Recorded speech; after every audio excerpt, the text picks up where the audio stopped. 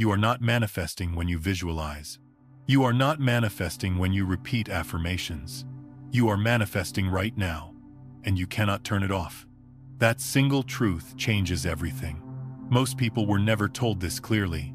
They were taught that manifestation is something you do, a technique, a ritual, a moment you enter for a few minutes a day and then leave behind. But manifestation does not wait for special moments. It does not pause while you go about your life. It is always responding, always listening, always organizing itself around the state you return to when you stop trying to change anything. This is not because you are doing something wrong. It is because you are doing something consistently, just not with the signal you think. Think of it like this. Imagine a radio that never stops broadcasting. You don't turn it on only when you like the song. It plays all the time, and the world doesn't respond to the song you wish were playing. It responds to the frequency that is actually being transmitted. Most people focus on the moments when they are trying, when they are hopeful, motivated, visualizing a better life. But those moments are brief. What truly shapes reality are the quieter hours, the moments when you are tired, neutral, distracted, the moments when you are not fixing yourself or inspiring yourself or managing your thoughts. Those moments are the baseline, and the baseline is the real signal. You may visualize for a few minutes in the morning, imagining ease, abundance, peace. But if the rest of the day you move through life with a subtle tightness, a quiet expectation that things will be slow, difficult, or delayed, that is the frequency the field receives most clearly. Not because you failed, but because you were consistent. Manifestation does not happen in emotional peaks. It happens in emotional defaults. This is why effort-based manifestation often feels frustrating. People say, "I'm doing everything right. I'm visualizing. I'm affirming. I'm staying positive."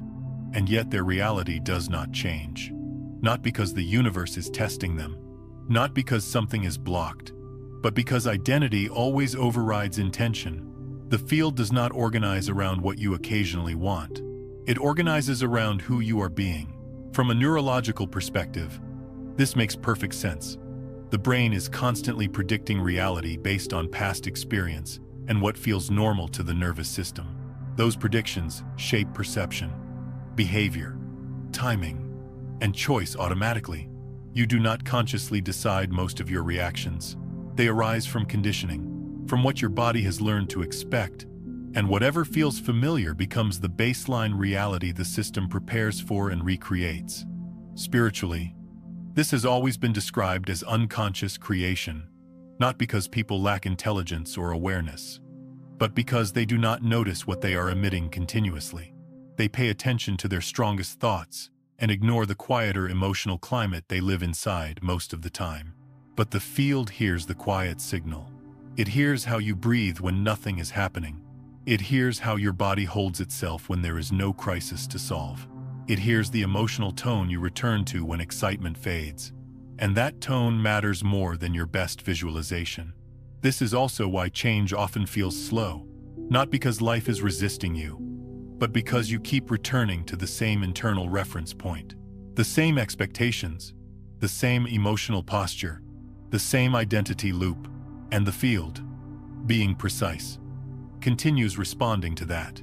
Nothing is wrong with you. You are not broken. You are not failing. You are simply very consistent. Once you truly understand that manifestation never stops, something softens inside you. You stop trying to do it right in isolated moments, and you start paying attention to what you are already doing automatically. Awareness replaces effort. Observation replaces force. And this is where real power begins. Because the moment you see what you have been manifesting unconsciously, you gain something you never had before: choice. Not the choice to control every thought, not the choice to stay positive all the time, but the choice to notice the signal beneath the noise. Here is something most teachings overlook. The signal shaping your reality is not your strongest thought. It is not your intention, and it is definitely not what you say you want. The signal is far quieter and far more consistent. It is the emotional and perceptual baseline you return to when nothing special is happening. That baseline is what the field responds to. Most people assume manifestation is driven by conscious thought, but thoughts come and go.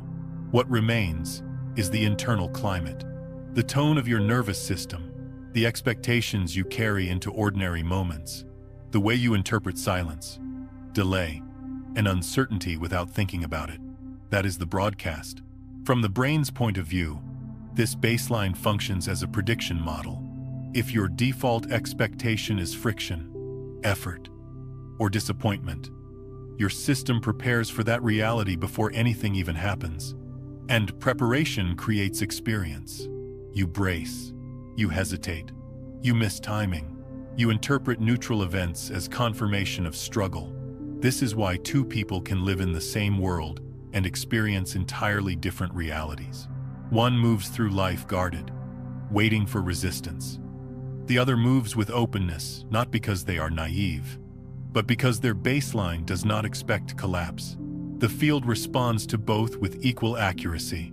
Spiritually, this is often described as vibration, but that word is frequently misunderstood. It is not about feeling high or positive all the time. It is about familiarity. What emotional state feels normal to you? What outcome feels believable? What story feels true? Those answers shape reality far more than any affirmation. Here is where things become uncomfortable for many people. A large number of individuals live from a baseline of subtle dissatisfaction, not pain, not crisis, just a quiet sense that something is off, delayed, or missing. And because it is subtle, they do not question it. They normalize it. And what is normalized becomes invisible. What is invisible becomes constant, and what is constant becomes reality. The field does not respond to what you want. It responds to what you assume. And assumptions are powerful because they do not ask for permission. They run automatically. They shape tone of voice, posture, timing, and choice without announcement. This is also why positive thinking often backfires. When affirmations contradict your baseline, the nervous system registers conflict. The signal becomes mixed, and mixed signals create delay. The field does not organize around contradiction. It waits. This does not mean affirmations are useless. It means language cannot lead identity. It can only follow it. Repeating words does not recalibrate a baseline. It exposes it. When you say something your system does not recognize as true, resistance appears, not as punishment, but as information. The body knows when something is integrated. If it were already embodied, it would not require reinforcement. It would simply be lived. True change does not begin with fixing. It begins with seeing. When you observe your baseline without judgment, how you interpret quiet moments, how you relate to delay, how you treat yourself when nothing external is confirming you, the baseline begins to loosen. Observation introduces choice, and choice is the doorway to conscious creation. This does not require controlling your thoughts. It requires noticing what you tolerate, what you assume is just how life is, what you have been standing in for years without questioning. Once you see the signal you have been broadcasting, something liberating becomes clear. You were never blocked. You were just consistent. And consistency can be redirected not through force, but through awareness. The deepest shift does not happen in language. It happens in the state you return to after language ends. This is where manifestation actually lives, not in what you think, but in what you default to. The emotional posture you return to after excitement fades. The self-image that quietly governs how much you expect, allow, and receive. That baseline identity is always manifesting. It reveals itself most clearly in moments of neutrality. When nothing is happening, when you are alone with your thoughts, when you are tired or unoccupied. Do you feel rushed, safe, behind, calm, expectant? Those states matter more than any intention you set consciously. From a deeper perspective, this is the observer effect lived internally. The observer does not collapse reality through desire. It collapses reality through assumption, and assumptions feel like truth. This is why people say things like, "I always have to work harder," or "things never come easily," without realizing they are not complaining. They are declaring identity, and the field listens. The shift begins when you stop trying to add something new and start questioning what you have been living from. Not judging it, not fixing it, simply seeing it clearly. Awareness loosens what effort never could. Once the baseline begins to change, manifestation becomes inevitable. Not instant, but inevitable. Because every small reaction, interpretation, and choice starts aligning with a new internal reference point. Consistency beats intensity every time. And this is where manifestation stops being something you try to do. It becomes something you live. Quietly, continuously, consciously.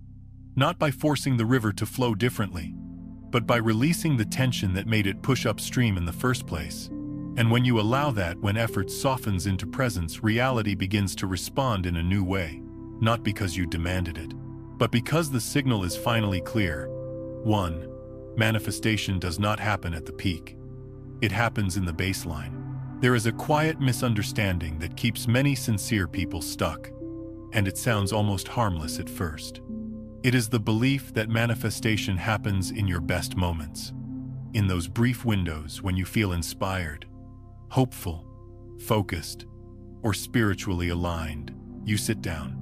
You visualize for a few minutes. You imagine a better life.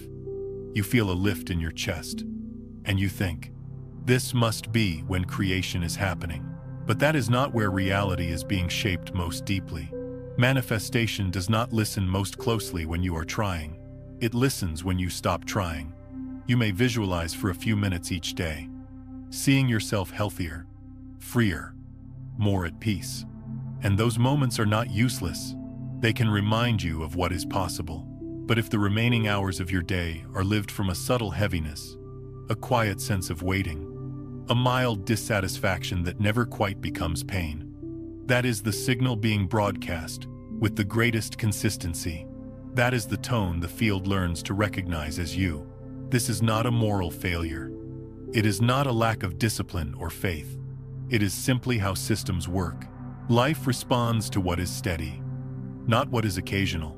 A few minutes of intentional imagining cannot outweigh many hours of unconscious emotional posture. The field does not measure intensity the way the mind does. It measures familiarity. Think of it like a river. You can stand at the edge once a day and imagine it flowing in a new direction. But the river itself follows the path carved by years of steady movement. Its course was not shaped by moments of effort, but by repetition, by where the water returned again and again when nothing interrupted it. Your inner state works the same way. Most people assume that their effort is what matters most. They believe that if they just try harder, stay positive longer, visualize more vividly, something will eventually shift. But effort often masks the real issue. Effort draws attention to the moments when you are doing something on purpose, while ignoring the long stretches of time when you are simply being yourself without supervision. And it is in those unsupervised moments that manifestation is most honest. When you are tired at the end of the day, when there is nothing to fix and no one to impress, when you are standing in line, driving quietly, or sitting alone with your thoughts, what is the emotional climate you return to? Is there ease there, or a low-grade tension? Is there trust, or a feeling of being behind life? Is there openness, or a subtle bracing, as if something always needs to be managed? Those states matter far more than your best visualizations. The field does not respond to your performance. It responds to your resting state. It responds to who you are when you are not trying to be anyone at all. And that can be difficult to hear, especially for those who have learned to survive by effort, by vigilance, by staying one step ahead of disappointment. But this truth is not meant to shame you. It is meant to free you. Because if manifestation were driven primarily by effort, then only the most disciplined would ever experience change. And that is not how life works. Life responds to coherence, not strain. It responds to alignment, not force. Many people spend years trying to manifest something new while living from the same emotional baseline every day. They wake up with a quiet pressure to get somewhere else, They move through time with the sense that fulfillment is slightly delayed. They tell themselves stories like, almost there, or not yet, or once this changes, then I can relax. These stories are rarely dramatic. They are subtle, and precisely because they are subtle, they go unquestioned. But subtle does not mean weak. Subtle signals, when repeated over long periods, become the strongest signals of all. This is why manifestation does not happen in emotional peaks. Peaks are temporary by nature. They rise, they fall, and the system returns to what feels normal. And what feels normal is what the field organizes around, not because it prefers limitation, but because it responds accurately. If your baseline includes a gentle but persistent dissatisfaction, the field reflects that back as slow progress, near misses, and outcomes that never quite settle, not as punishment, not as testing, simply as mirroring, life saying, this is the frequency you are standing in. So this is what I am amplifying. And here is the part that often surprises people. The baseline is not something you consciously choose. It is something you learned. It was shaped by experience, by repetition, by what you had to normalize to keep going. Many people did not choose their baseline. They adapted into it. They learned to expect effort, delay, or struggle because that expectation once helped them survive. But what once protected you can later confine you. Manifestation listens to the moments when you are not actively directing yourself, because those moments reveal what has been integrated and what has not. If peace requires effort, it is not yet baseline. If trust has to be rehearsed, it is not yet familiar. If ease feels suspicious, the nervous system will quietly return to tension the moment attention drifts. This is not something to fix aggressively. It is something to notice gently. When you begin to observe your baseline without judgment, something important happens. You stop arguing with yourself. You stop trying to override what you feel with what you think you should feel. And that alone begins to shift the signal. Awareness softens rigidity. It loosens patterns that effort only reinforces. You may notice that your baseline has been shaped more by waiting than by living. Waiting for confirmation, waiting for stability, waiting for permission to relax. And if that is true, it does not mean you failed. It means you were patient for a long time. But patience, when it becomes identity, can turn into quiet postponement of life. Manifestation does not require you to be endlessly hopeful. It requires you to be honest about where you are standing. The field does not ask for enthusiasm. It asks for clarity. And clarity begins when you see the difference between who you are when you are trying and who you are when you are resting. This is where real transformation begins. Not with forcing a higher state, but with allowing yourself to notice the state you return to again and again. The one that feels ordinary. The one you rarely question. The one you assumed did not matter. That state matters more than anything else. When you stop measuring your power by how intensely you can visualize and start noticing how gently you live when nothing special is happening, you begin to align with the deeper mechanics of creation. You stop trying to convince life to change. You start listening to what life has been responding to all along. And from that listening, something shifts naturally. Not overnight, not dramatically, but steadily. Like a river that no longer needs to force its way forward because it has found a wider, easier channel. Manifestation does not begin when you try harder. It begins when you return more consciously. 2. The body manifests before the mind can think. There is a truth that took me many years to accept. Not because it was complicated, but because it was too simple and too close to home. Long before your mind forms a hopeful thought, long before you tell yourself that everything will be fine, your body has already decided how safe this moment feels. It has already tightened or softened.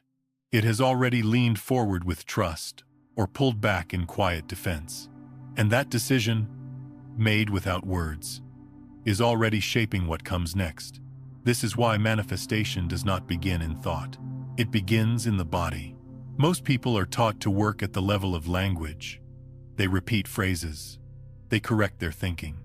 They try to replace doubt with optimism. And while the mind is clever and sincere, It is not the primary broadcaster. The quantum field does not respond to sentences. It responds to state, to physiology, to emotional tone, to the subtle energy carried in posture, breath, and nervous system regulation. Before you think, everything will be okay. Notice what your shoulders are doing. Notice your jaw. Notice your breath. Is there ease there? Or is there a quiet bracing? As if you are preparing for impact. That preparation is not wrong. It is learned. It comes from experience. But it is also the signal being sent. The body does not speak in affirmations. It speaks in sensation. And sensation does not lie. You can say the right words while your chest remains tight.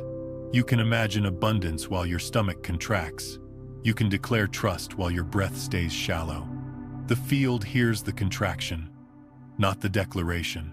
Not because it is unkind, but because it is accurate. Life mirrors what is embodied, not what is announced. This is often uncomfortable to hear because many people have spent years trying to think their way into safety. They learned, sometimes very early, that feeling was unreliable, that emotions were dangerous, that the body could not be trusted. So they went up into the mind. They learned control, reasoning, positivity, and that strategy may have helped them survive difficult chapters.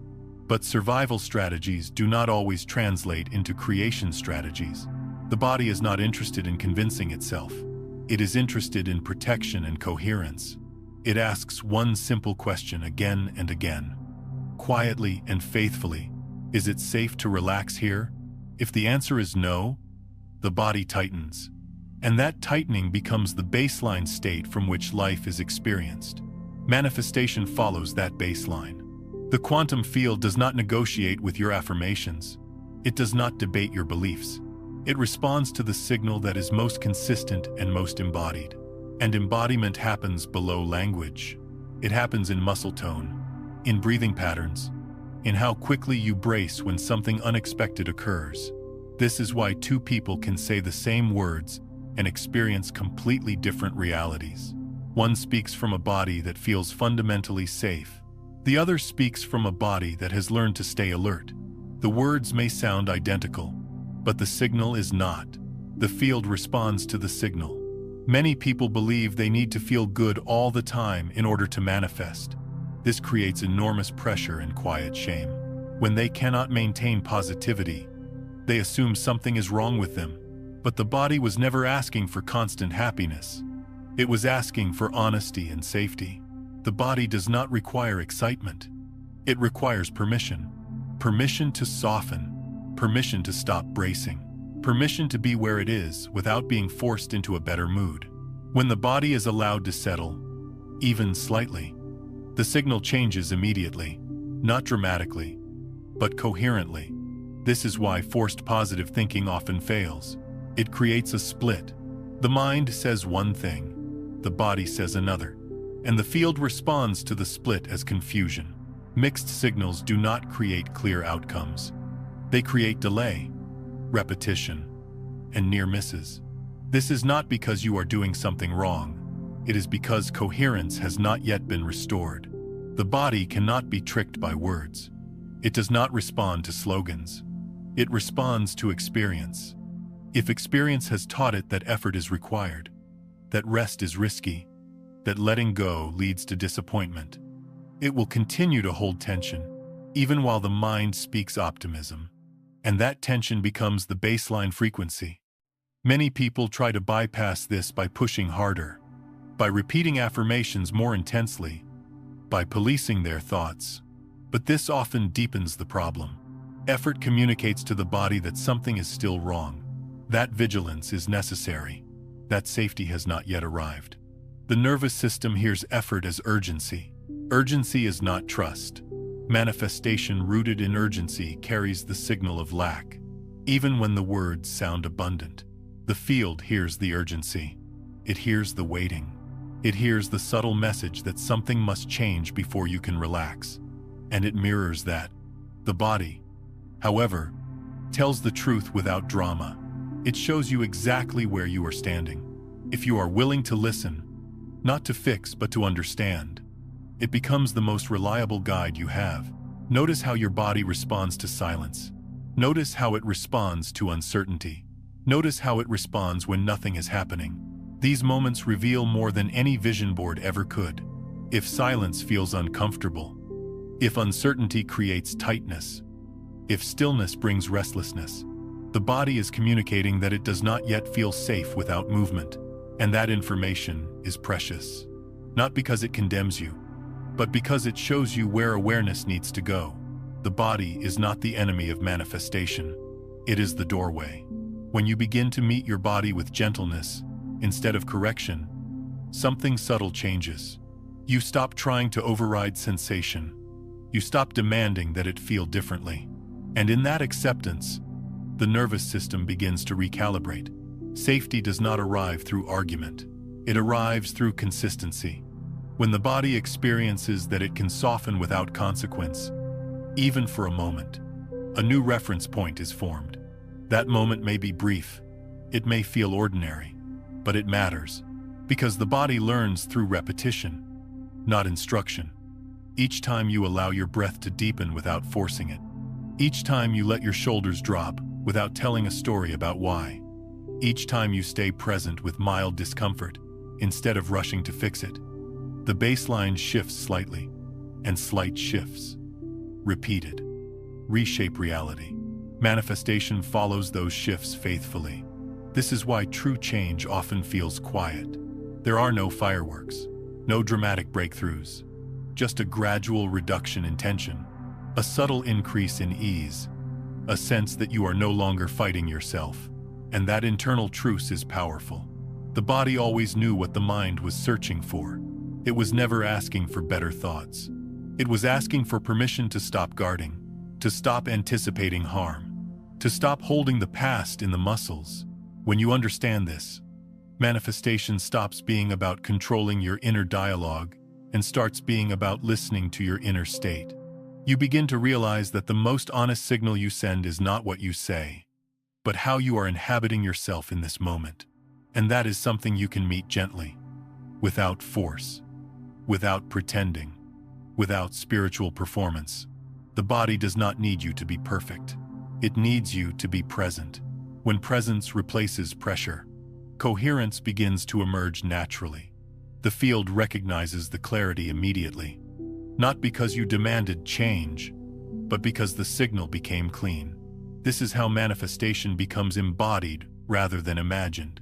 Not as a concept, but as a lived experience of being less divided inside, less split between what you say and what you feel, less torn between hope and defense. The body tells the truth first, always. And when you are willing to listen to that truth with compassion, not to fix it but to be with it, you begin to manifest from a place that does not need effort, from a place that feels real, from a place the field understands perfectly. 3. Identity is always stronger than intention. There comes a point on this path where honesty becomes more useful than hope. Not because hope is wrong, but because it is often aimed at the wrong level.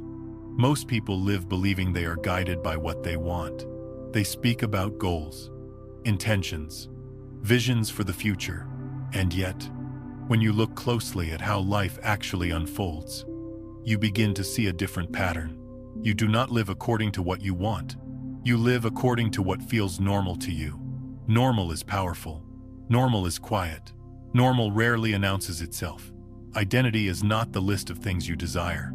Identity is the set of expectations you wake up with before you think. It is the emotional posture you carry into ordinary moments. It is the range of outcomes your nervous system considers believable. And the field does not organize around your occasional wishes. It organizes around that identity. This is why intention alone is never enough. You can intend abundance while living from an identity that expects effort and delay. You can intend peace while living from an identity that feels responsible for managing everything. You can intend love while living from an identity that learned early to stay guarded. The intention may be sincere, but the identity is consistent, and consistency always wins.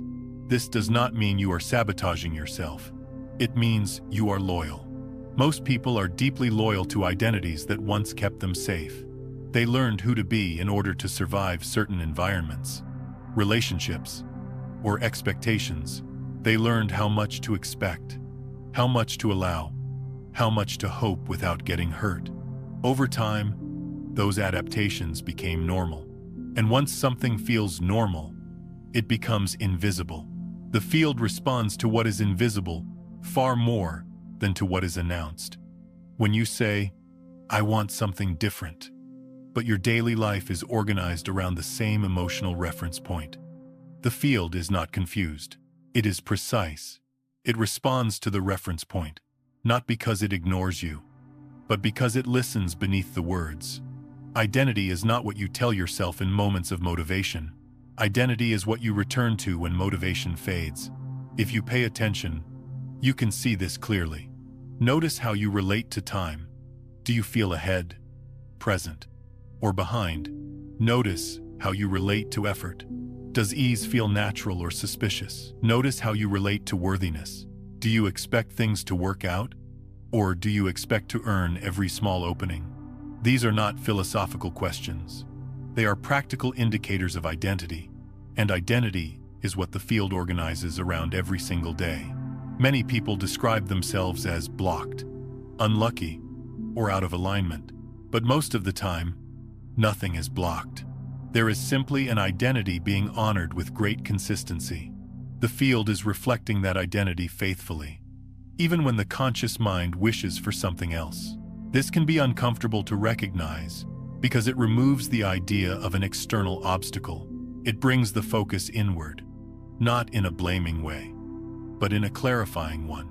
You are not being stopped. You are being mirrored. And mirroring is neutral. The field does not judge your identity. It does not reward or punish. It responds. If your identity includes the belief that things take time, that belief becomes structure. If your identity includes the assumption that fulfillment arrives later, later becomes the pattern. If your identity expects near misses rather than completion, near misses become familiar territory. Again, this is not because you chose poorly. It is because identity is formed through repetition, not intention. Think of identity like a home you have lived in for many years.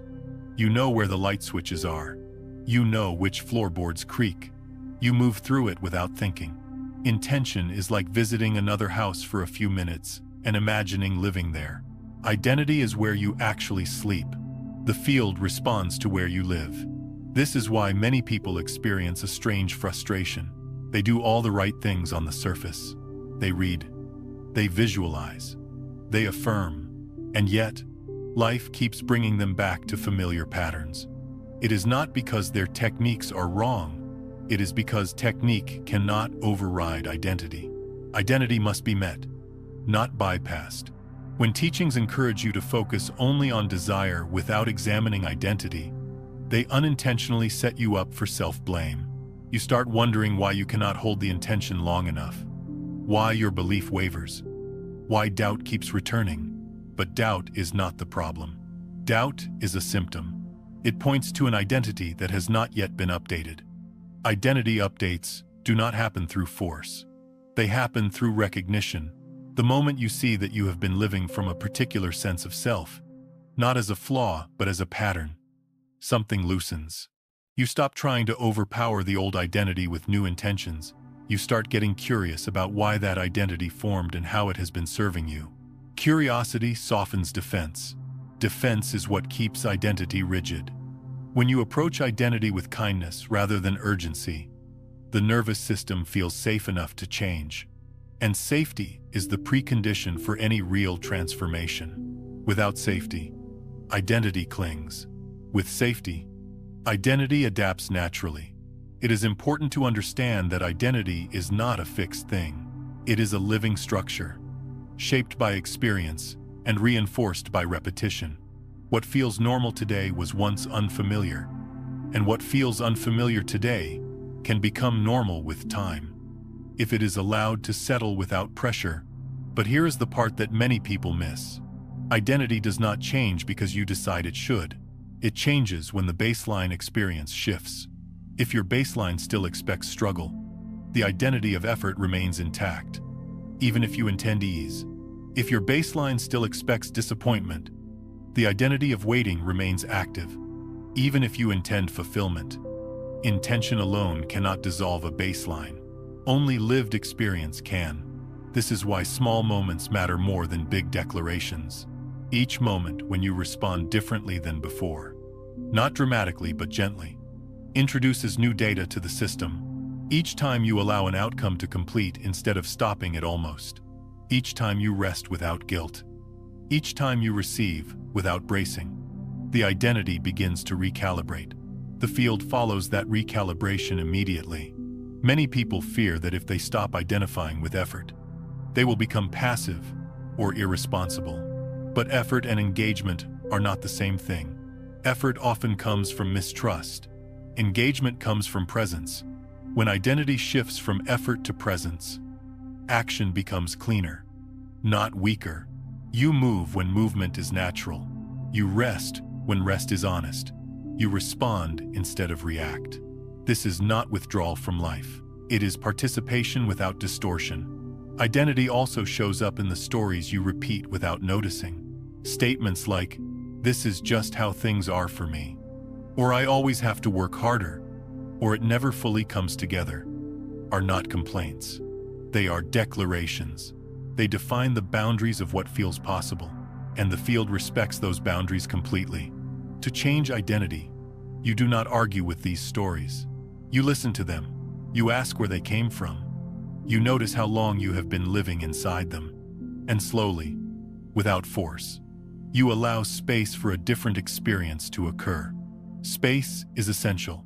Without space, identity cannot breathe.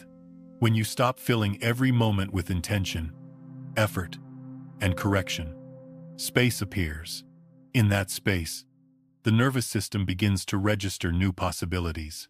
Possibilities not as ideas, but as sensations. Ease becomes slightly more familiar. Completion becomes slightly more believable. Trust becomes slightly less threatening. These slight shifts are enough. The field does not require dramatic change. It responds to coherence. When identity and experience begin to align in a new way, reality reorganizes itself accordingly. Not because you demanded it, but because the signal changed.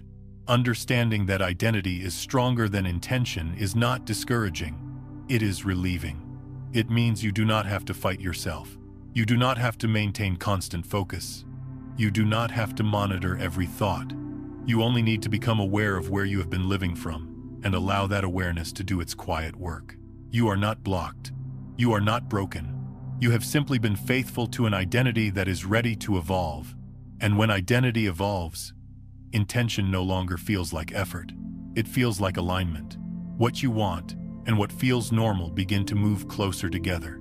Desire no longer fights the baseline. It flows from it.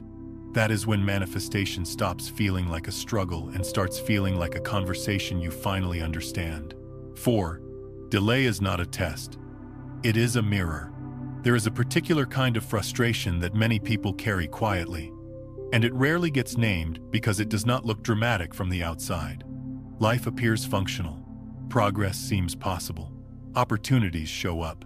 And yet, beneath all of that, there is a familiar feeling that keeps returning. The feeling of being close but never quite complete. Of almost arriving but not fully settling. Of touching the edge of something meaningful and watching it remain just out of reach. For a long time, I believed this feeling meant I was failing some invisible test, that I had not learned the lesson well enough, that I needed to try harder or purify my intentions more carefully. What I eventually learned is far simpler and far more humbling. Delay is not a punishment. It is a reflection. The field is not testing you. It is mirroring you. When something feels delayed again and again, the mind naturally looks for reasons. It looks for mistakes, for missing steps, for hidden resistance. It assumes that if something has not arrived, something must be wrong. But the field does not operate from judgment or evaluation. It operates from resonance. It reflects back the assumptions that are being lived, not the desires that are being hoped for. One of the most common assumptions I have seen, both in myself and in others, is the quiet belief that things never fully arrive, that completion is always conditional, that fulfillment requires one more step, one more effort, one more adjustment. This belief is rarely spoken out loud. It does not feel like negativity. It often sounds reasonable, even responsible, but it becomes a lens through which life is experienced. When you live from the assumption that things always need a little more, the field organizes reality to match that expectation. Outcomes hover, results approach but do not settle. Doors open halfway, not because the field enjoys withholding, but because it is accurately reflecting the state you are standing in. This reflection is subtle. It is not painful. It is not dramatic, but it is extraordinarily consistent. The consistency is what makes it powerful. Many people misinterpret consistency as destiny. They think, this must just be how my life works, or this is the pattern I was given. But patterns are not assigned. They are reinforced. And reinforcement happens when an assumption is lived long enough to feel normal. The assumption that things are always just a little delayed often forms early, especially for people who had to wait for safety, approval, or stability. Waiting becomes familiar. Anticipation becomes identity. Over time, the nervous system learns to live in a state of not yet, and once not yet becomes baseline, completion begins to feel unfamiliar, even threatening. The field responds to that familiarity. This is where many people become confused. They say, I want things to resolve. I want to arrive. I want to feel settled. And yet, when life offers moments of resolution, something inside hesitates. There is a subtle holding back, a quiet scanning for what might go wrong, a feeling that it is too soon to relax. The body does not fully receive the moment, and the field registers that hesitation as a signal. Delay, in this sense, is not an obstacle. It is feedback. It shows you the distance between what you want and what you expect. Not as a criticism, but as information. The field is saying, this is the assumption you are living from.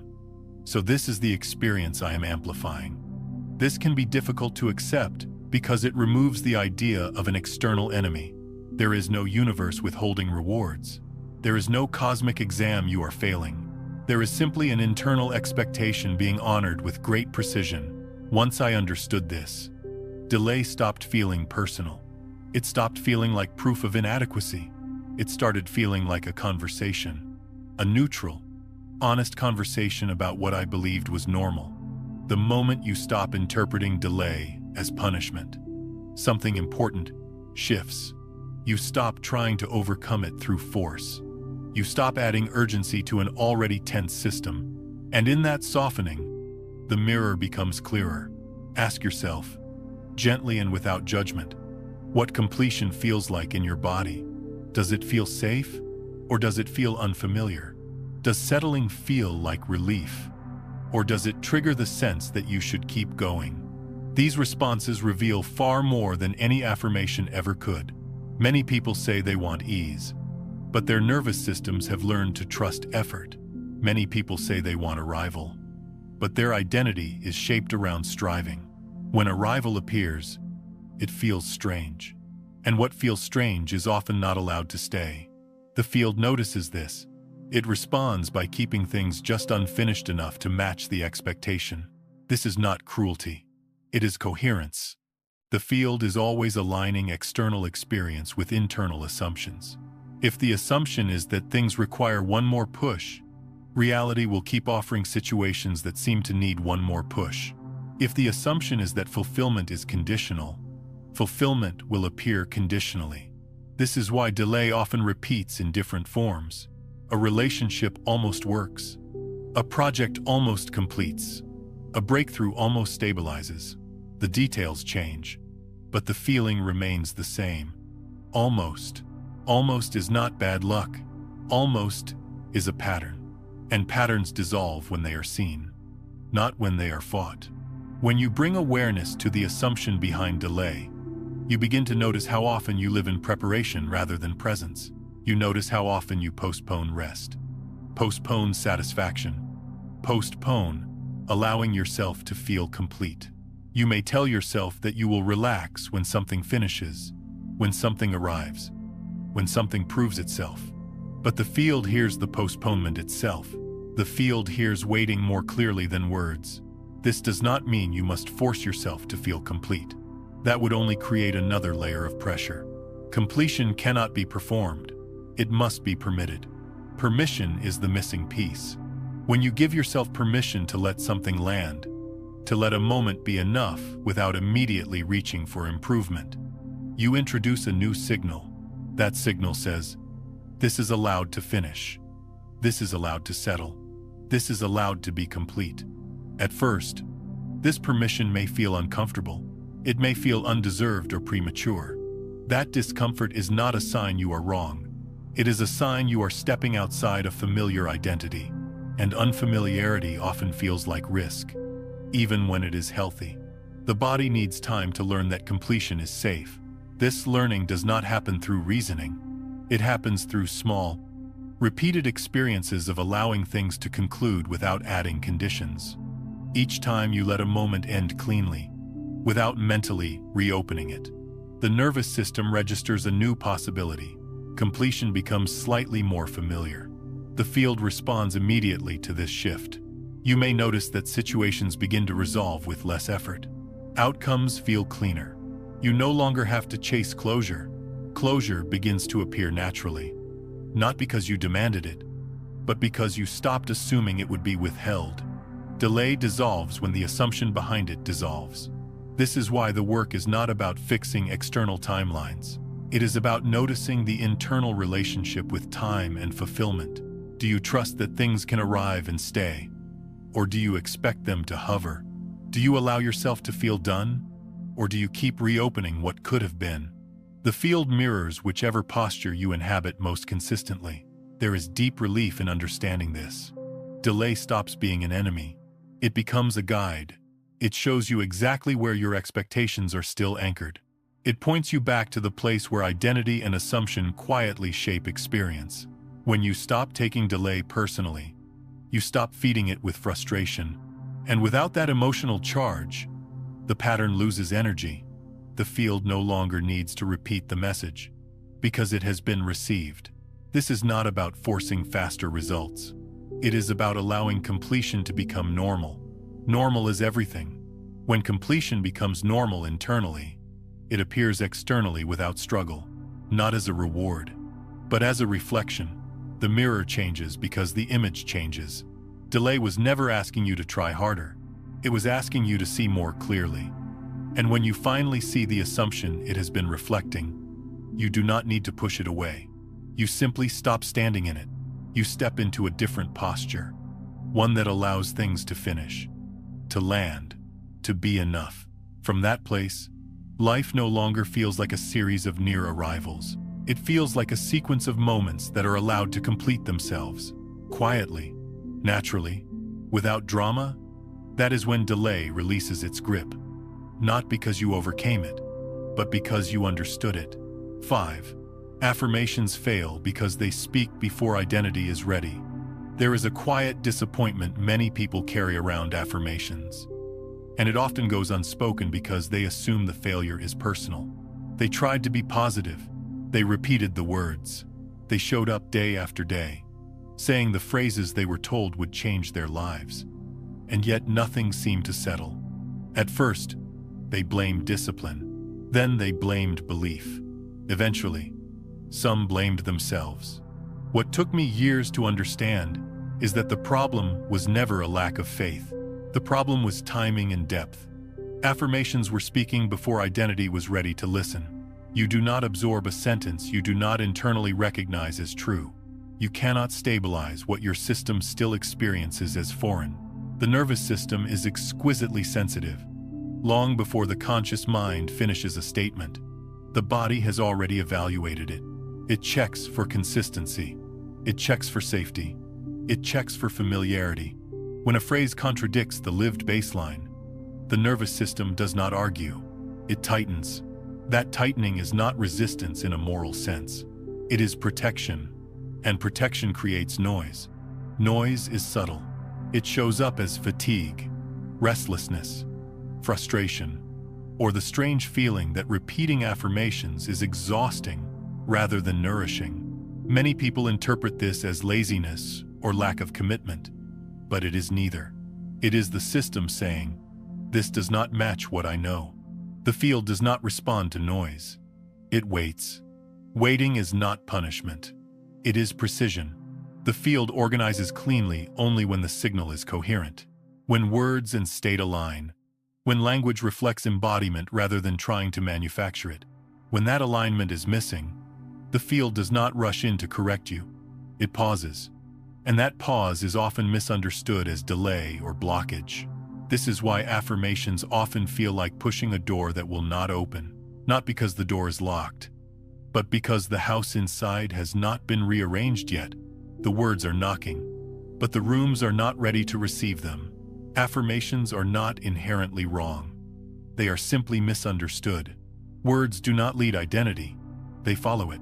Language is most powerful when it describes what is already stabilizing internally, not when it tries to override what is still unresolved.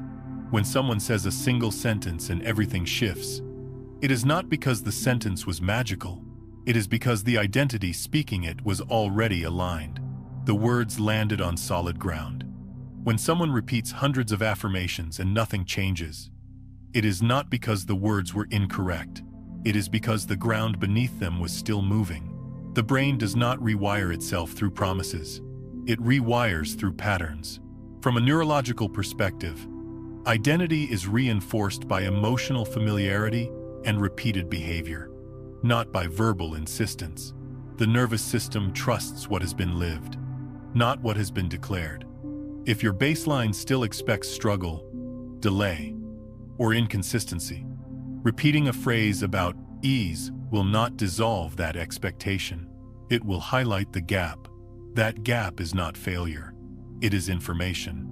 Many people unknowingly use affirmations as a way to escape the present moment. They repeat phrases to feel better temporarily, to lift themselves out of discomfort, to imagine a future where the tension is gone. But this turns affirmations into avoidance rather than integration. The effect fades because the baseline remains unchanged. The system returns to what it knows. There is also a quieter issue that rarely gets addressed. Affirmations often orient attention toward the future. They imply that something must arrive for the statement to become true. Even when the words sound confident, the underlying posture is waiting, and waiting is a signal. The field hears the waiting more clearly than the words. This does not mean language has no role. It means language must come at the right moment. Words are meant to anchor coherence, not create it. They are meant to name what is stabilizing, not force what is not yet embodied. When affirmations are used prematurely, they create internal conflict. The mind pushes forward, the body pulls back, the nervous system registers contradiction, and contradiction fragments the signal. Fragmentation leads to stagnation, not because life is cruel, but because it is consistent. The solution is not to find better affirmations. The solution is to listen before you speak. When you pause long enough to observe your baseline without judgment, something begins to change. You notice what your system expects when nothing is happening. You notice the emotional tone you carry into ordinary moments. You notice the stories that feel neutral but quietly shape your choices. This observation does not require effort. It requires honesty. Honesty softens the system. Softening creates space. In that space, identity begins to recalibrate naturally, not because you commanded it to, but because the nervous system no longer has to defend against contradiction. When the baseline starts to shift, even slightly, words begin to feel different. Affirmations that once felt hollow begin to feel reasonable, not exciting, but believable. Believability is everything. The body does not need inspiration. It needs recognition. When you recognize where you actually are, without trying to be elsewhere, the system relaxes. And in that relaxation, new patterns can form. The field responds to that relaxation immediately because the signal is cleaner, not louder, but clearer. This is why awareness is more powerful than repetition. Awareness brings coherence. Repetition without coherence brings fatigue. Many people confuse effort with commitment, but effort often signals misalignment. If something were already integrated, it would not need to be reinforced constantly. It would simply be lived. Think about the beliefs you do not question. You do not affirm them. You do not repeat them. You live them. They feel obvious. They feel normal. That is how identity works. When something becomes identity, it stops needing words. Affirmations are meant to support this transition, not replace it. When you allow identity to update through lived experience, words naturally follow. You find yourself saying things that feel true rather than aspirational. The tone changes. The effort drops away. The nervous system does not resist because there is nothing to resist. The field responds to that ease with remarkable speed. This does not mean you must wait passively for identity to change on its own. It means you stop trying to convince yourself and start stabilizing yourself. Stabilization happens through presence, through gentle observation, through allowing the baseline to reveal itself without criticism. Each time you notice a familiar contraction and choose not to argue with it, stabilization occurs. Each time you meet discomfort without immediately trying to escape into positive language, the system learns something new. Each time you allow yourself to stay with what is rather than rushing to what should be, coherence deepens. Coherence is what the field recognizes. When coherence is present, affirmations become unnecessary, or they become simple reflections of what is already true. They stop feeling like work. They stop draining energy. They become descriptions rather than demands. This is the difference between persuasion and embodiment. Persuasion requires constant effort because it is trying to move something that is not ready. Embodiment requires patience because it allows something to settle at its own pace. The first creates noise. The second creates alignment. You were never lacking belief. You were lacking timing. Identity cannot be rushed. It must feel safe to change. And safety comes from being seen, not overridden. When you treat your nervous system as something to listen to rather than something to fix, it begins to cooperate. It begins to update. And when identity updates, reality follows without force. The field does not need you to speak louder. It needs you to stand somewhere different. When you finally do, affirmations stop feeling like an uphill battle and start feeling like quiet confirmations of a truth you are already living. And at that point, they are no longer tools of effort. They are echoes of coherence. That is when the waiting ends. Not because you pushed harder, but because there was no longer any contradiction to resolve. 6. Awareness is stronger than any technique. There is a moment on this path that does not feel dramatic, does not arrive with certainty or excitement, and yet quietly changes everything. It is the moment when you finally see yourself clearly, not as an idea, not as a project to improve, but as a living pattern. You notice, maybe with a small sigh rather than a revelation. This is the state I always return to. And in that simple recognition, something essential shifts. You stop fighting, not because you give up, not because you lose hope, but because you see that the fight itself was part of the pattern. Most people are taught that change requires effort, discipline, and the right technique. They search for better methods, more precise rituals, stronger intentions. They believe that if they just apply the correct tool consistently enough, something inside them will finally cooperate. But what I have learned, often the hard way, is that techniques rarely change the foundation. They work on the surface, while the deeper current remains untouched. Awareness works differently. Awareness does not try to move the river. It notices how the river is already flowing. When you become aware of the state you habitually return to, you are no longer inside it in the same way. You are not merged with it. You are standing with it. And that slight distance is not separation. It is freedom. Awareness creates space where effort only creates tension. The moment you see a pattern clearly, without judgment, the nervous system relaxes, not because the pattern disappears instantly, but because it is no longer being resisted. Resistance is what keeps patterns rigid. Resistance tells the system that something is dangerous, that something must be controlled, and what is controlled tightly does not change easily. Awareness loosens. It loosens the grip of identity. It loosens the urgency to fix. It loosens the fear of staying the same. When you stop fighting a state, that state begins to soften on its own. This is not theory. It is something you can feel in your body. The shoulders drop slightly. The breath deepens without instruction. The inner commentary slows down. These are not decisions. They are responses to safety. Awareness communicates safety. Techniques often communicate the opposite. They imply that something is wrong, that something needs correction, that you must be different than you are right now. Even well-intentioned practices can reinforce the message that the present moment is insufficient, and the nervous system hears that message clearly. It braces, it tightens, it prepares. Preparation is not openness. Awareness does not ask you to prepare for change.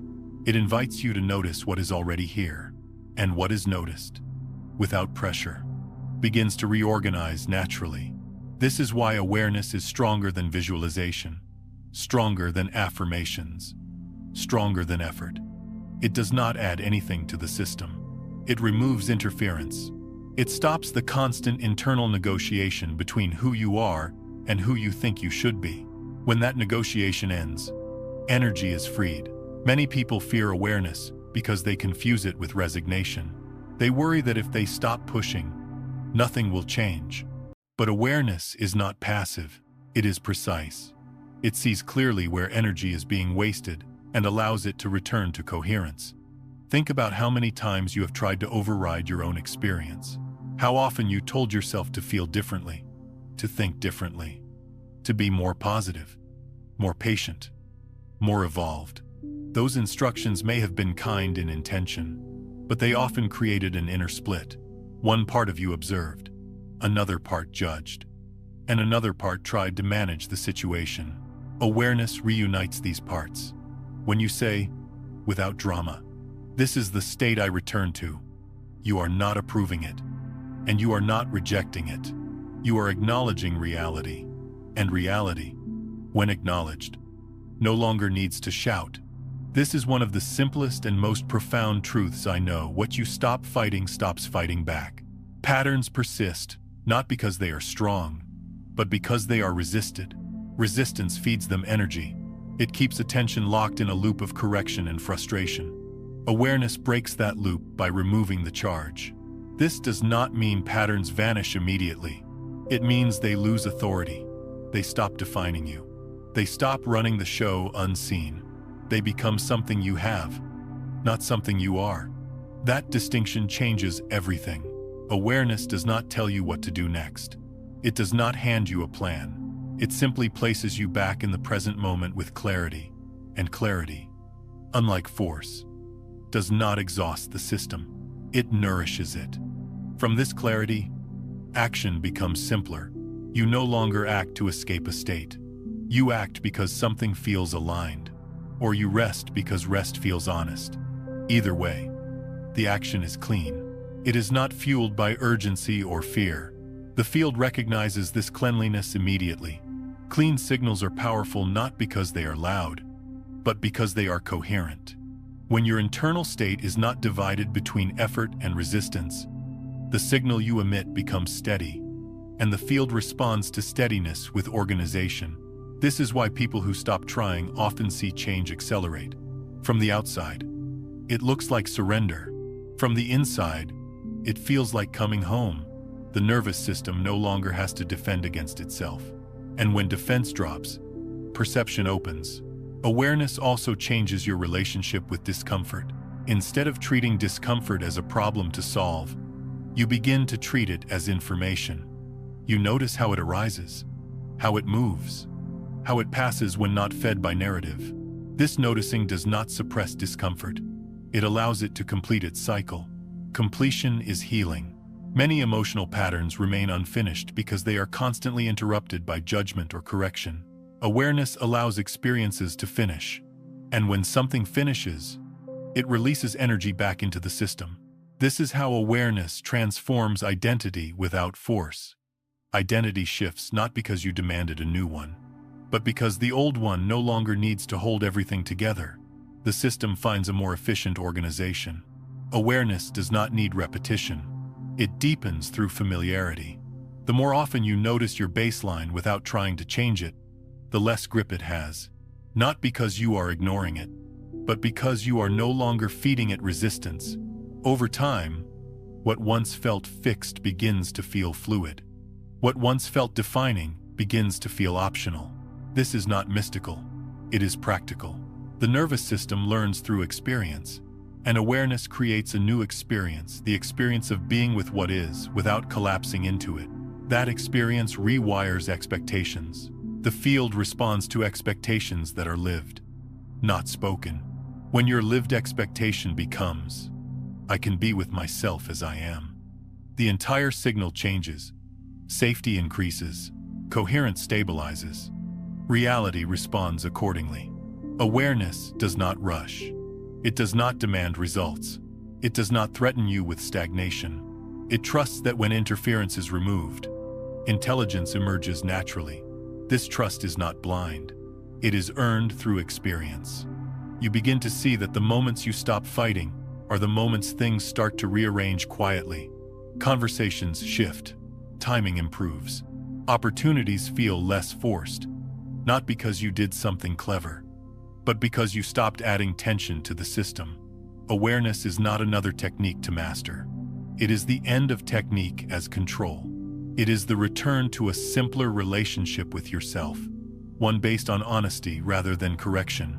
And from that simplicity, real change unfolds, not as a breakthrough you chase, but as a state you stop interfering with. That is why awareness is stronger than any method. It does not try to move life. It lets life move through you without obstruction. And when that happens, the signal you emit becomes unmistakably clear. Not because you worked harder, but because you finally stopped working against yourself. 7. Manifestation does not need you to fix anything. It needs you to be honest. There is a quiet relief that comes when you finally realize that manifestation was never asking you to repair yourself. And that relief often arrives only after years of trying to do exactly that. Many people approach this path believing that their thoughts must be corrected, their emotions managed, their inner world disciplined into something more acceptable. They assume that if reality is not responding the way they want, it must be because something inside them is broken or out of order. What I have come to understand, slowly and sometimes painfully, is that manifestation does not require correction. It requires honesty. You do not need to fix your thoughts. You do not need to control your emotions. You need to see what you are actually living with. Honesty is not dramatic. It does not demand confession or emotional exposure. It is quiet and precise. It simply asks you to notice what you have been accepting as normal, what you have stopped questioning, what you have learned to tolerate without realizing the cost. Manifestation listens to these choices far more closely than it listens to your intentions. Most people spend an extraordinary amount of energy trying to improve their internal experience while avoiding one simple act, which is to look directly at it without editing. They analyze, they reframe, they spiritualize, they explain. All of this can be useful at times, but it often keeps the deeper truth just out of reach. The truth does not dissolve through interpretation. It dissolves through recognition. When you are honest about what you are accepting, the system changes. Consider how often you say to yourself, without much thought, "This is just how things are," or "This is what I have to live with," or "This is normal for me." These statements do not sound negative. They often sound mature, realistic, even wise. But they carry assumptions, and assumptions are the architecture of reality. If you are honest, you may notice that you have accepted certain levels of stress as ordinary, certain degrees of dissatisfaction as unavoidable, certain emotional states as part of your personality. You may have stopped questioning them because questioning felt exhausting, or because you believed there was no alternative. Over time, acceptance hardens into identity, and identity broadcasts continuously. The field responds to what you accept as normal. This is why honesty is more powerful than effort. Effort tries to move away from what is present. Honesty stays with it long enough to understand it. And understanding, when it is embodied rather than intellectual, has a dissolving effect. What is seen clearly begins to loosen on its own. There is a particular kind of honesty that does not judge. It does not say this should not be happening or I should be better by now. It simply says, this is what I have been living with, and this is how it feels. That statement alone removes a tremendous amount of internal friction. The nervous system relaxes because it is no longer being corrected. Correction implies danger. Honesty implies safety. When you stop trying to fix your thoughts, you stop treating them as enemies. When you stop controlling your emotions, you stop treating them as threats. This does not mean you indulge every impulse or believe every story. It means you acknowledge what is there without immediately trying to change it. That acknowledgement changes the signal immediately. Manifestation does not require you to feel good. It requires you to feel true. Truth has a grounding quality. It brings attention out of fantasy and back into the body. It replaces striving with presence. And presence is coherent. The field recognizes coherence far more readily than positivity. Many people confuse honesty with negativity. They worry that if they admit how they really feel, they will manifest more of what they do not want. But denial does not stop manifestation. It distorts it. What is unacknowledged does not disappear. It becomes background noise. And background noise is exactly what the field responds to most consistently. When you are honest about your baseline, you stop emitting mixed signals. You stop saying one thing while living another. That alignment alone changes the quality of your experience. Often before anything external shifts, honesty reveals patterns that effort tries to override. You may notice, for example, that you have been accepting emotional fatigue as part of adulthood, or relational distance as part of independence, or constant busyness as part of responsibility. These patterns may have developed for understandable reasons. They may have protected you at one point, but if they are no longer questioned, they become invisible constraints. The field does not remove constraints you pretend are not there. It responds when they are acknowledged. This is why honesty feels destabilizing at first. It removes the stories that kept everything organized. It exposes the gap between what you say you want and what you are willing to live with. That exposure can feel uncomfortable, but it is also liberating. You finally see the real lever of change. Change does not begin when you demand more from yourself. It begins when you stop asking yourself to be someone you are not. When you are honest about what feels heavy, what feels dull, what feels tolerated rather than chosen, those experiences begin to shift without force. Not because you fought them, but because you stopped pretending they were not there. The nervous system no longer has to hold them in place through suppression. Suppression requires energy. Honesty releases it.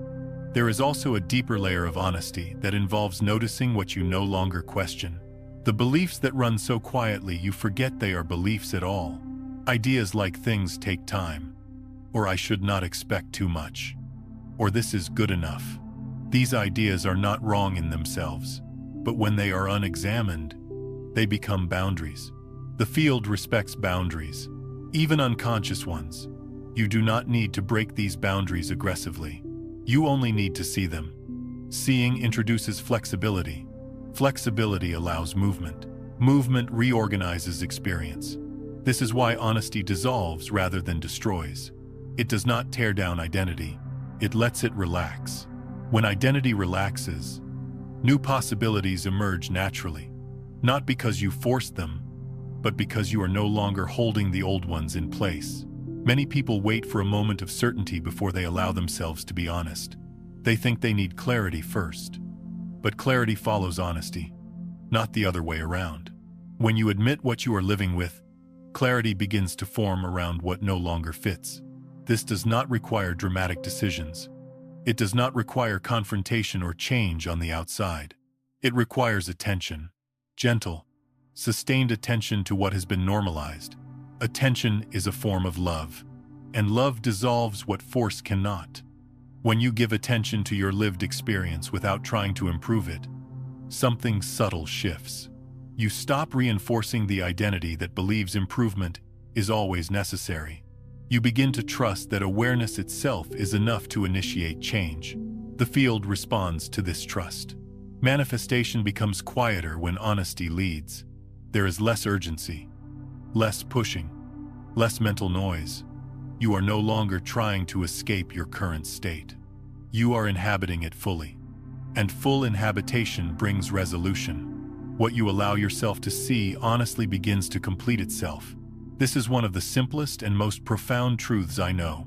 You do not need to fix what you can see clearly. Seeing is the fixing, not because it erases everything instantly, but because it stops feeding what no longer needs energy. When you stop feeding assumptions, they weaken. When assumptions weaken, identity loosens. When identity loosens, reality reorganizes. This is not magic. It is alignment. Manifestation does not ask for perfection. It asks for truth, and truth does not demand effort. It only asks that you stop looking away. When you do that, even gently, the system begins to recalibrate on its own. The field does not need you to be better. It needs you to be real. And when you are real, consistently and without self-correction, the signal you emit becomes unmistakable. Life responds not because you asked it to, but because you finally stopped contradicting yourself. That is the quiet power of honesty. It does not announce itself. It does not perform. It simply allows what has been hidden to be seen. And what is seen clearly, without judgment, begins to dissolve naturally. Not through effort, not through control, but through the simple, steady act of telling yourself the truth and staying with it long enough for it to soften. That is how manifestation moves from struggle into coherence. And that is where real change begins. 8. Baseline identity reveals itself most clearly when nothing is happening. There is a place where the truth about your identity shows itself without effort, without disguise, and without performance. And that place is rarely discussed because it feels too ordinary to matter. It is the moment when you are tired, when no one is watching, when there is nothing to achieve, and when no sign appears to confirm that you are on the right path. In those moments, when life is quiet and unrewarding, you meet yourself without interruption, and that meeting tells the truth. When you are exhausted at the end of the day and the mind has lost the energy to manage itself, what state do you fall into? When there is no audience and no feedback, how do you inhabit your body? When nothing arrives to reassure you, what do you expect next? These are not abstract questions. They are the clearest indicators of baseline identity. Because when nothing is happening, there is nothing to hide behind. No goal to chase, no story to perform, no improvement project to distract you. What remains is the state you have been living from all along. This is where manifestation is truly occurring. Most people assume that manifestation happens when they are focused, intentional, and aligned. They imagine that the important moments are the ones filled with clarity and purpose. But life does not respond most strongly to those moments. Life responds to the moments when your system is on autopilot, the moments when you are not directing anything consciously, the moments when your true relationship with yourself comes forward. When you are tired, the filters drop. When you are alone, the masks fall away. When there is no confirmation, expectation speaks. In these quiet spaces, you can feel whether your baseline is peace or tension, trust or urgency, fullness or lack. You can feel whether you rest easily or whether rest feels uneasy. You can feel whether waiting feels neutral or heavy. And those feelings are not random. They are learned. They reflect what your nervous system believes is normal. If, when nothing is happening, you feel calm without effort, that calm is part of your identity. If, when nothing is happening, you feel restless or behind, that restlessness is part of your identity. If, when nothing is happening, you feel a subtle sense of lack or anticipation, that expectation is part of your identity, and the field responds to identity. This is why people can work tirelessly on their mindset and still feel stuck. They focus on moments of motivation while ignoring moments of neutrality. But neutrality is not empty. It is revealing. It shows you the state you return to when energy is low and attention is relaxed. That state is not created by thought. It is created by repetition. Baseline identity is not chosen. It is practiced. You practiced it every time you normalized stress. Every time you accepted dissatisfaction as ordinary. Every time you learned to wait rather than settle. None of this makes you wrong. It makes you human. But it also means that your reality is being shaped by patterns you rarely question. When no one is watching, do you feel safe to stop? When nothing confirms your progress, do you trust the process or doubt yourself? When life pauses, do you pause with it or do you feel the need to push forward? These reactions are not flaws. They are information. And information, when seen clearly, is liberating. Many people are surprised when they realize that their baseline is not as peaceful as they believed. They thought they were calm. But when nothing is happening, they feel a low-level urgency. They thought they were content. But when there is no stimulation, they feel a subtle emptiness. They thought they trusted life. But when no sign appears, they feel anxious. This realization can be uncomfortable, but it is also the beginning of real change. Because manifestation does not respond to how you present yourself in moments of strength. It responds to how you hold yourself in moments of vulnerability and fatigue. Solitude and uncertainty are not weaknesses. They are gateways. When you are tired, the body speaks louder than the mind. When you are alone, identity speaks louder than intention. When there is no confirmation, assumption speaks louder than hope. This is why baseline identity reveals itself most clearly in these moments. And once revealed, it can be met with awareness rather than resistance. If you discover that your baseline carries hurry, it does not mean you must eliminate hurry immediately. It means you notice how often you live as if time is scarce. If you discover that your baseline carries lack, it does not mean you must force abundance. It means you notice how often you expect something to be missing. If you discover that your baseline carries waiting, it does not mean you must rush into completion. It means you notice how often you postpone arrival. Notice is enough. Awareness does not correct the baseline. It loosens it. When you see your baseline clearly, without judgment, the nervous system no longer has to defend it. Defense keeps patterns rigid. Awareness makes them flexible, and flexibility allows new states to emerge naturally. This is where many people make a critical mistake. They see their baseline and immediately try to change it. They tell themselves they should be calmer, more trusting, more present. But that reaction turns observation into another form of control. The system tightens again.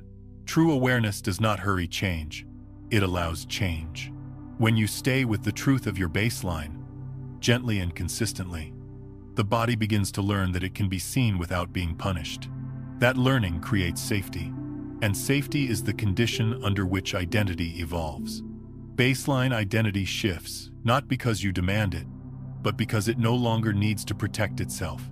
When the system feels safe, it reorganizes toward efficiency and ease. This is a biological and spiritual principle, not a motivational idea. The field responds to this reorganization immediately, not because something dramatic happened, but because the signal became clearer. Clarity does not require intensity. It requires consistency. Each time you notice how you feel when nothing is happening and you stay present with it, you weaken the grip of unconscious identity. Each time you resist the urge to distract yourself from that state, you allow it to complete itself. Completion releases energy. Released energy becomes availability. Availability is powerful. When you are available to your own experience without trying to escape it, life begins to meet you differently. Situations resolve more easily.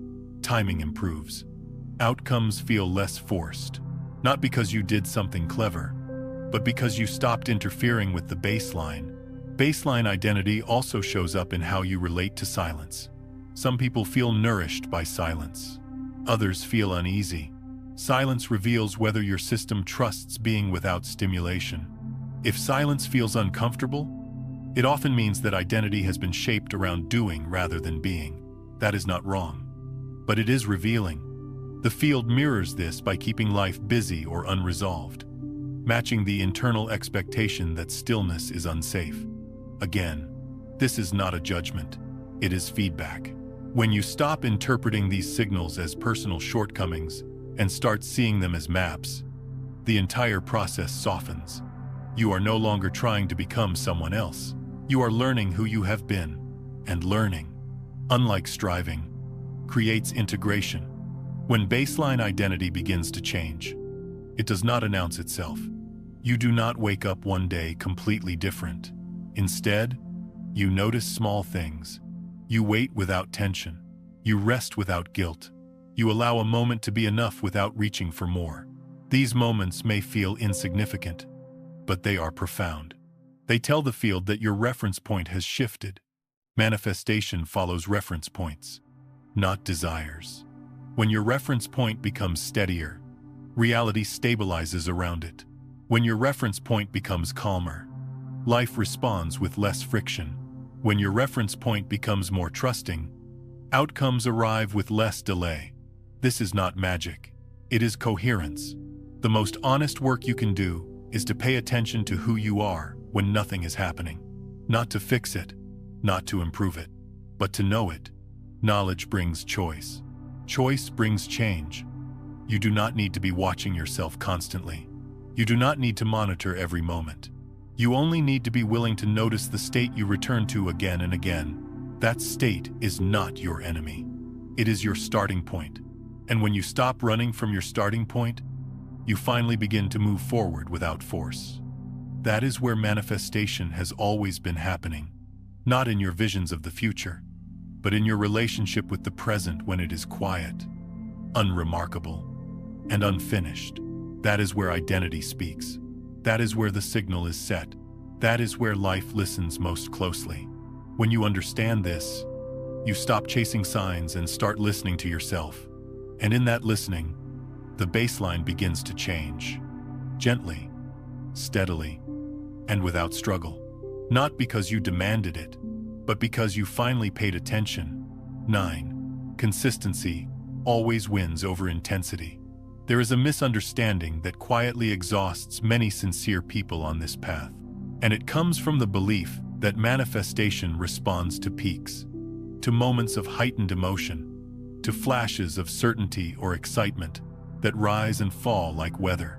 People chase these moments because they feel powerful, they feel alive, they feel like progress. But life does not organize itself around what is intense. It organizes itself around what is steady. The field does not need you to vibrate higher. It needs you to be consistent.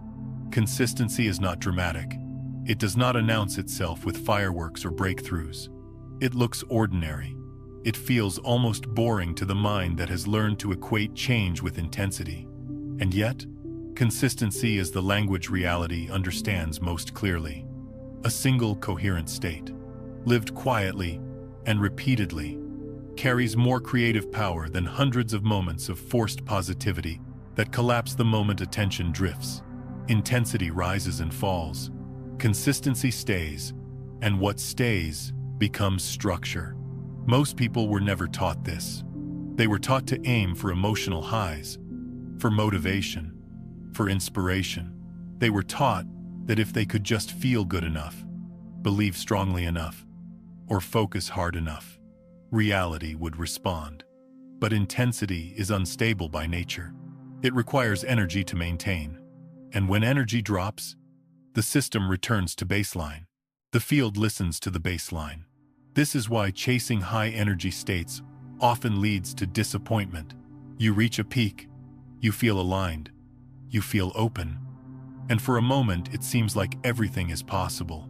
Then, life returns to normal. Fatigue sets in, doubt appears.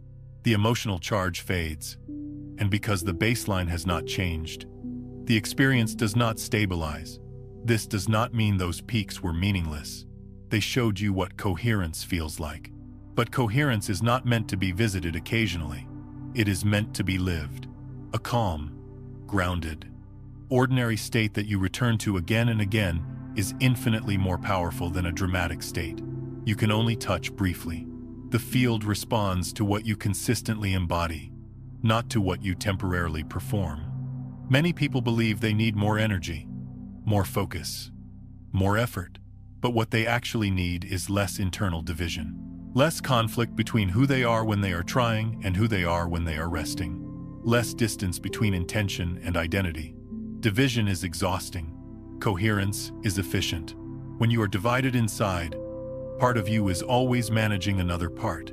One voice pushes forward. Another holds back. One part hopes. Another doubts. This internal negotiation consumes enormous energy, and the field responds to that negotiation as instability. You do not need to become more intense. You need to become more whole. Wholeness does not require enthusiasm. It requires alignment. Alignment happens when your thoughts, emotions, body, and expectations are pointing in the same direction, even if that direction is quiet. A person who is calmly expectant, who lives from a steady sense of okayness, who does not rush to fix or force, is emitting a far clearer signal than someone who swings between hope and collapse.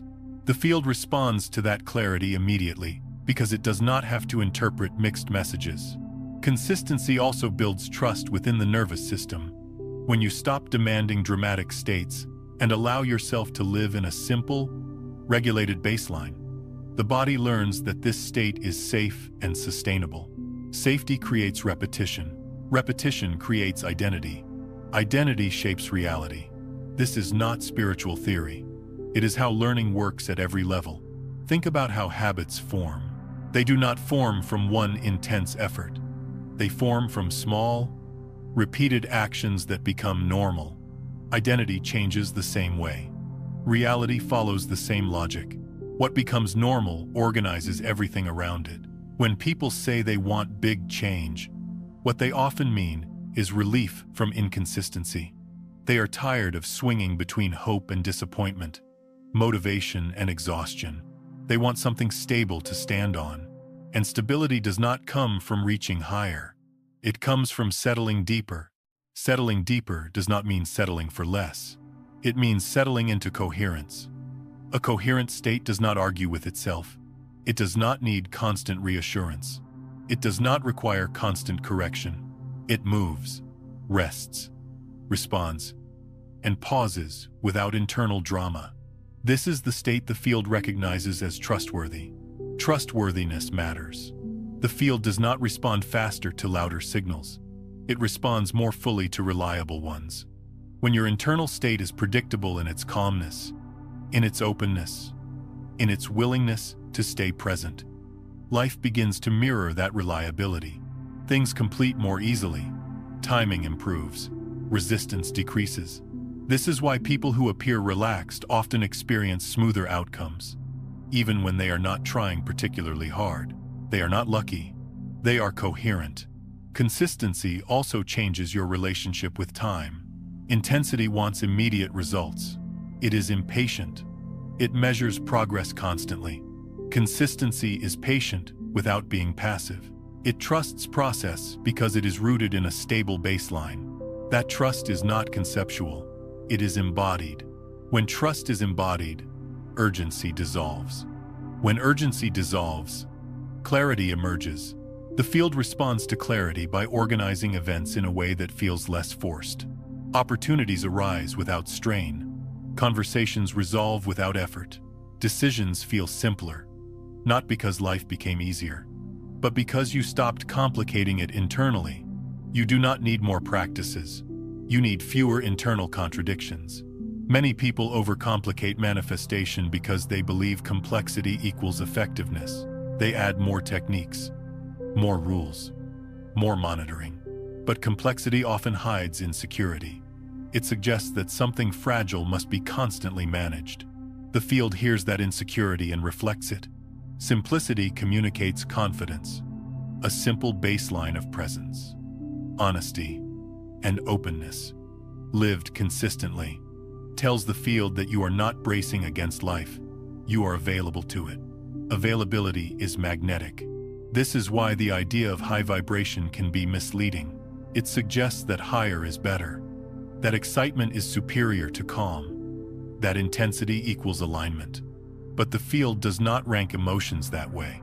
It responds to coherence, not elevation. A steady, grounded, emotionally regulated state is far more coherent than a euphoric state that collapses into anxiety an hour later. The field prefers coherence every time. This does not mean you should suppress joy or enthusiasm. It means you do not need to chase them. When joy arises naturally from coherence, it stays longer. When it is forced, it fades quickly. Consistency also teaches you patience with yourself.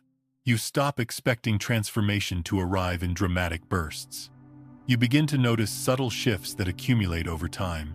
You notice that your reactions soften, your assumptions loosen, your waiting becomes less tense. These changes may seem small, but they are foundational. Foundations matter more than peaks. The field builds on foundations. When the foundation is unstable, it cannot support lasting change. When the foundation is steady, even small adjustments create significant outcomes. Many people underestimate the power of a normal day lived from coherence. They think nothing important happened because there was no breakthrough. But those days are precisely when identity is being rewritten. Those are the days when consistency is doing its quiet work. You do not need to feel inspired every day. You need to feel aligned often enough that alignment becomes familiar. Familiarity is the bridge between intention and reality. When coherence becomes familiar, you no longer have to maintain it consciously. It becomes the state you return to naturally.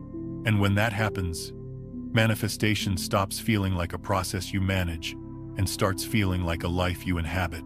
This is where effort falls away, not because you stop caring, but because caring no longer requires strain. You act when action is needed.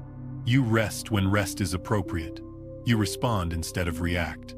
These simple shifts create powerful momentum. Momentum built from consistency does not burn out. Momentum built from intensity always does. You do not need to be more motivated. You need to be less divided. Division creates friction. Friction slows everything down. When internal parts are aligned, movement becomes effortless. The field recognizes this effortlessness and responds accordingly. This is the quiet secret behind sustainable change. Not pushing harder, but standing more steadily. Not aiming higher, but integrating deeper. When you allow yourself to live from a coherent baseline, without demanding constant excitement or certainty, life meets you with the same steadiness. Outcomes stabilize. Progress becomes reliable. Trust grows naturally. Consistency does not impress the ego, but it transforms reality. And when you finally understand this, you stop chasing moments of alignment and start living from alignment as a way of being. You realize that you do not need more energy, more techniques, or more intensity. You need fewer internal battles. You need fewer contradictions. You need a signal that is calm, clear, and repeatable. That signal is who you are when nothing special is happening, lived consistently over time. And when that signal becomes coherent, the field does not hesitate.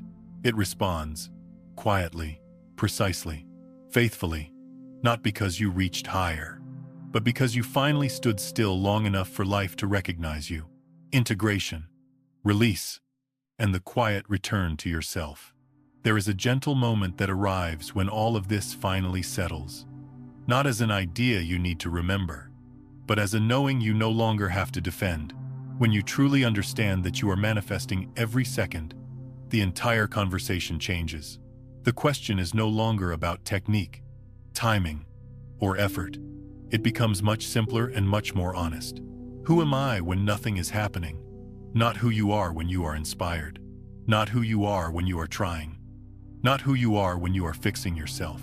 Who are you when the room is quiet? When there is no feedback?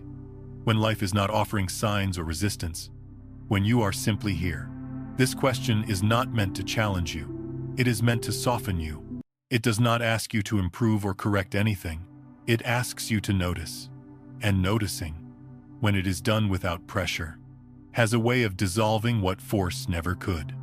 For a long time, many of us believed that growth required tension, That awakening demanded discipline. That manifestation depended on effort and vigilance. We learned to watch ourselves closely, to manage our thoughts, to monitor our emotions, to adjust our inner state constantly. We believed that if we stopped paying attention, something would slip, something would go wrong. But what if the opposite is true? What if the deepest shift happens when you stop trying to manage yourself and start allowing yourself to be known, even by yourself? What if the release you have been waiting for does not come from doing more, but from finally resting in what you already are? When you live from recognition rather than correction, something fundamental changes. You stop relating to manifestation as a task. You stop asking how to make things happen. You stop measuring your progress by external results. Instead, you begin to notice how you are inhabiting each moment. You notice the quality of your presence. You notice the ease or tension in your body. You notice the assumptions you carry quietly into ordinary situations. And you do not rush to change any of it. This is where integration happens. Integration is not an achievement. It is a settling. It is the nervous system realizing that it no longer has to hold everything together through effort. It is the mind realizing that it does not need to supervise reality. It is the body realizing that it can soften without danger. When integration occurs, manifestation stops feeling like a concept. It becomes a lived experience of coherence. You are no longer divided between who you want to be and who you are allowed to be. Those two begin to meet. You may notice that you stop asking for signs. You stop looking for confirmation. You stop waiting for something to prove that you are on the right path. Not because you do not care, but because you are no longer organizing your sense of self around outcomes. Outcomes still matter. They simply stop defining you. From this place, manifestation becomes quiet. There is less urgency, less anticipation, less pressure. You still desire. You still move. You still create, but it no longer comes from lack. It comes from alignment. You act not to escape the present, but because something feels true to express. This is what it means to live from awareness rather than effort. Awareness does not push life forward. It allows life to unfold through you without distortion. When distortion fades, the signal becomes clear. And when the signal is clear, the field responds without delay or resistance. Not because you asked, because you matched. Matching is subtle. It does not feel like control. It feels like resonance. You are no longer trying to get somewhere else. You are here, fully enough that here begins to respond differently. Many people expect this moment to feel dramatic. They imagine a final realization, a release of all doubt, a permanent state of peace. But integration rarely announces itself that way. It arrives quietly, like a long-held breath finally being released without ceremony. You notice that you react less. You notice that waiting feels softer. You notice that silence no longer needs to be filled. These are not small changes. They are profound shifts in baseline identity. They indicate that the system has learned something new, not intellectually, but experientially. The system has learned that it is safe to be present without managing the outcome. This is where the question, "How do I manifest?" dissolves naturally. It no longer fits. You realize that manifestation was never something you did. It was something you expressed continuously through who you were being. And now, who you are being feels more integrated, more honest, more whole. When you live from this recognition, manifestation becomes a byproduct rather than a goal. You stop chasing alignment because you recognize when you are aligned. You feel it in the simplicity of your responses, in the steadiness of your breath, in the absence of internal argument. The field recognizes this immediately. Life begins to respond not with spectacle, but with cooperation. Things move with less friction. Timing improves without explanation. Opportunities arrive without urgency. Conversations resolve without force. You may not even notice these changes at first because they feel natural rather than extraordinary. That is how you know something real has shifted. Real change does not need to impress you. It needs to stabilize you. Stability is the foundation of sustainable manifestation. When your internal state is no longer swinging between hope and disappointment, between effort and collapse. The signal you emit becomes reliable. Reliability invites response. The field responds to what it can trust. Trust is built through consistency, not intensity. This is why the closing of this journey is not an ending, but a release. You release the need to watch yourself constantly. You release the belief that you must manage reality. You release the idea that something essential is missing. Nothing essential was ever missing. It was simply obscured by effort. When effort softens into awareness, life meets you differently. Not because you have changed who you are at the core, but because you have stopped resisting who you have always been. From this place, you do not need to monitor your thoughts. Thoughts arise and pass. You do not need to control your emotions. Emotions move and settle. You do not need to fix your identity. Identity continues to update naturally as experience integrates. You live more. You interfere less. And interference was the only thing standing in the way. The question you now live with is gentle and ongoing. Who am I being right now? When nothing special is happening, you ask it not to judge, but to stay connected, not to correct, but to remain present. Presence becomes the practice. And presence, when lived consistently, is the most powerful signal you can offer. It tells the field that you are available, coherent, and no longer divided against yourself. From that place, manifestation stops feeling like a mystery. It feels like a conversation you are finally listening to, a dialogue between your inner state and the outer world, unfolding quietly, faithfully, and without force. Reality begins to respond not because you demanded it, not because you visualized correctly, not because you held the right belief, but because the signal you are emitting is no longer mixed. It is clear. Clear does not mean perfect. Clear means honest. Clear means integrated. When you live from clarity, you no longer need to ask life to change. Life adjusts naturally around you, not as a reward, but as a reflection. This is the quiet end of striving and the beginning of embodiment. You stop trying to become someone else and start inhabiting yourself fully. And in that inhabitation, everything you were trying to manifest finds a place to land, not because you reached for it, but because you finally stopped pulling away. This is what it means to release. This is what it means to integrate. This is what it means to live manifestation rather than chase it. And once you understand this, the journey does not end. It simplifies. You continue living, creating, and responding. But from a place that no longer feels fragmented. You are here. You are present. And that presence is enough for life to recognize you. Quietly, continuously, naturally. That is when reality responds.